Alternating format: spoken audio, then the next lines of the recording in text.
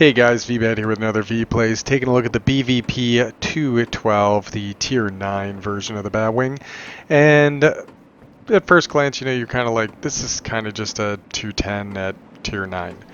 But if you think about it, you're getting another 20mm cannon, and they're already really good 20mm cannons. But compare that to any other aircraft, right? Like when I went from the Mustang to the FJ1, I was happy to get like, a 10% boost in damage. You're like, oh, 10% boost in damage, this thing's a beast. This is getting a 50% increase to damage. And one of the things I didn't like about the BVPs was that the BVP 210 seemed to be really lacking in overall damage performance. So in a lot of instances, it almost needed the air-to-air rockets. Like it needed them to augment the overall lack of damage that the aircraft had.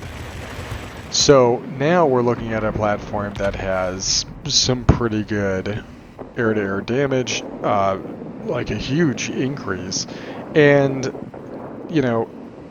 it's still getting more altitude performance, better airspeed, so it's still maintaining pace with the rest of it.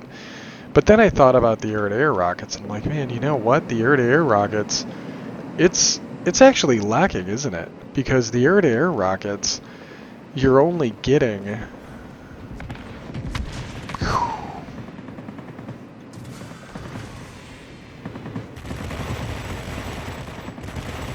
For the air-to-air rockets, you're getting the exact same ones. There's no increase whatsoever. So that's not very impressive. In fact, it's kind of a bit of a loss in a lot of ways. So what I decided was, you know what, the air-to-ground ordnance, these 4 big rockets, that's 2 additional rockets compared to its predecessor. And oh, by the way, the reload's only 60 seconds. That's a reload time that most multi-rolls would be super jealous of, especially that F2G. He'd be really jealous. He's probably really jealous right now. But yeah, it's very impressive, and now now that I put these on here and I've incorporated Demo Expert, I've actually been pretty impressed with what I've been able to do with it, because the thing is, I realized this when I was playing with Postal the other day. The number of times you go to a zone that, like a command center or a military facility, and you just can't finish off a target. And you can't finish off the target because you've killed all the planes, but you have to kill a ground target. Like, you have to. It's unavoidable. And that becomes a real pain sometimes, especially when you really need the zone. Like, a command center is very important. Or what about the times that... Oh, that was weird. One of the times that you might have been over the mining plant, you killed the bomber, or you killed the ground attacker, and then you realize, oh no, we could flip the zone if we could just take out this one structure, but it's an armored structure, and we're not going to be able to get it. We can't get it. So what are we going to do? And here I am now with the ability to take that site. And it's happened several times where it's been a huge advantage. There's that damage output we were talking about. It works really well against air defense fighters. And this is nice because a lot of multi-rolls, I consider multi-rolls being zone flippers. And it's hard to really call yourself a zone flipper if you don't have this air-to-ground ordnance available to be able to kind of get that augmented damage out. Stay alert, pilots. Large enemy force spotted over the airfield. What do we got? Who's closer? You're closer. Pulse fire, by the way, really good for keeping your guns on target. One of the reasons is that the more your guns overheat, it's actually going to mean that that's the less accurate your guns are. So let's go ahead and stay low, hug the ground. We're sneaking. We're very sneaky players today. When you fly low, it's harder for people to see you because usually there's like a bubble for spotting people. So the fact that we're low decreases the likelihood of us being highlighted on the enemy's radar, if you want to call it that.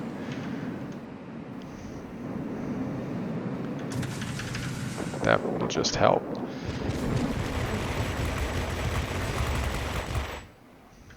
And now we started the reload already. Pretty quick, too. And we flipped the zone. So strong argument. Strong argument for having the air-to-ground ordnance. And think about it. How many times do you actually get to do an air-to-air rocket kill? Like, an air-to-air rocket kill it's a great experience. It feels really good when you can make it work, but you got to make it work. And it's very situational. You're not always going to get a head-on. Now, if you need Rocketeers medals, by all means, go ahead and throw them on there.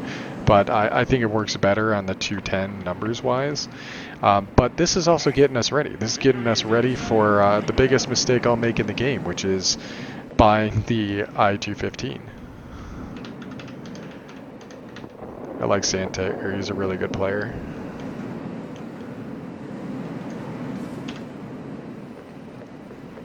What do we got? What do we got? What do we got? Is that a player? He's going to have the air-to-air rockets. Let's just avoid him if we can. But now we've got a light fighter on us. The nice thing about these platforms is people still will think that you have the air-to-air rockets regardless of whether or not you actually have them equipped, because they're just so used to it. So you can still pump fake people, and that's a lot of fun. Like these guys, like, look at the scores they're racking up. They're racking up some pretty impressive scores, but even though we weren't doing nearly as good. Well, thanks, Legion.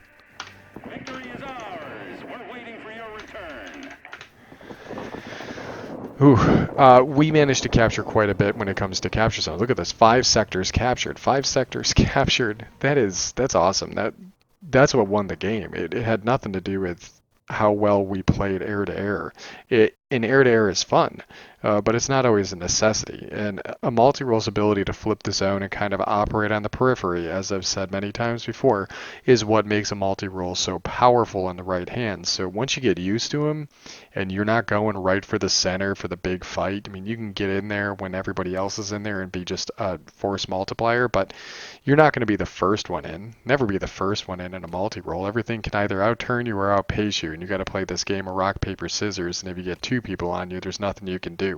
Meanwhile, if you were in a heavy, you could have just blitzed out of the zone entirely.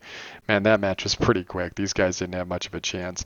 But like this guy right here, he's in a tier 9, he's in a good aircraft, he worked his tail off, he destroyed 12 aircraft, he just was doing a good job.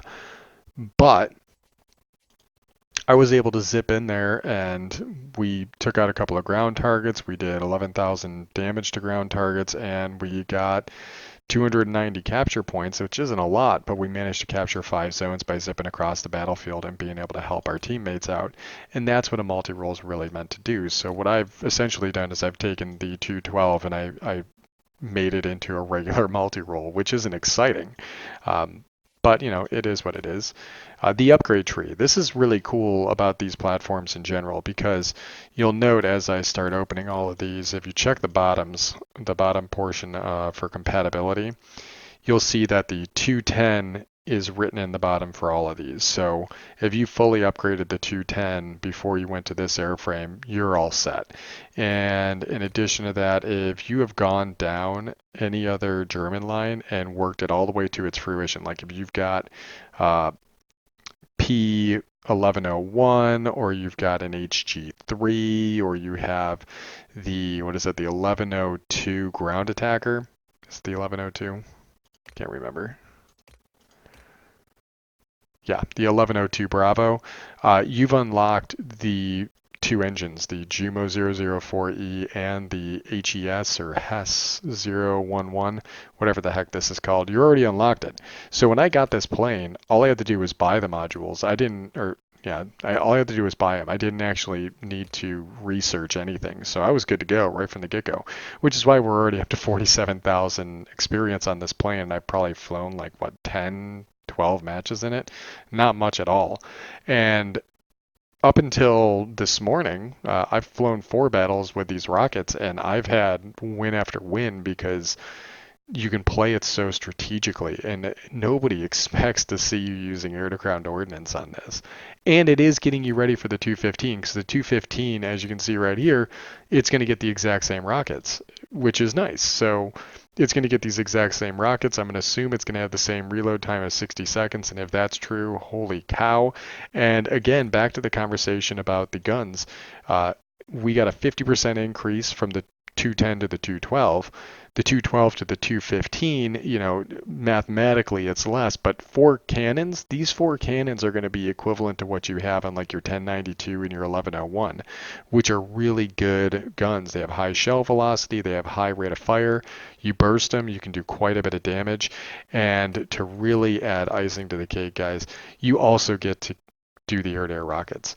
And this is going to be different than the other two because unlike the BVP 212 where you don't get an increase in the amount of damage from those rockets, here's the 212 rockets or the 210 rockets as well. 150 damage opposed to 200. Still launching 8 rockets, but you get 56 of them on the tier 10, so that's 7 volleys. Not 3, 7. You're more than doubling the amount of damage you can do. And oh, by the way, you're adding another 50 damage to the already existing 150 damage. So you really are getting a lot more oomph out of the 215, but you're sacrificing a ton of maneuverability because the thing has a 14-second turn time. Oh, and did I mention you also get a tail gunner? It's not a great tail gunner, but it's a tail gunner. It's going to be neat. I'm sorry. It's going to be a mistake, I'm sure, and I'm waiting for the comments. I'm sure somebody's already raging as they're watching this video. V, what are you doing to such a great plane with your air-to-ground rockets, and why do you want the 215? Because I have to experience the pain. No, I want to review it because if anybody is going down this line and they're looking at the 210, they're looking at the 212, they're like, these are great. What the heck is this 215? I want to buy it. I want to make it work. And if you were grinding down this line and you're like, well, it was the first tier 10 I can possibly get, I would like to be able to help you make it work. And that's why I want to review it, because that's what I do. I will try to eventually review every plane in the game, and that's kind of where we're at right now. So anyways, here's my ruined plane, my broken BVP 12. I'm sorry for those of you that are upset about it, but I hope you guys enjoyed the video regardless. And as always, I'll catch you on the next one. Keep on moving forward, always getting closer. I'm marching till it's over. I'm just like a soldier. I keep on moving forward, always getting closer.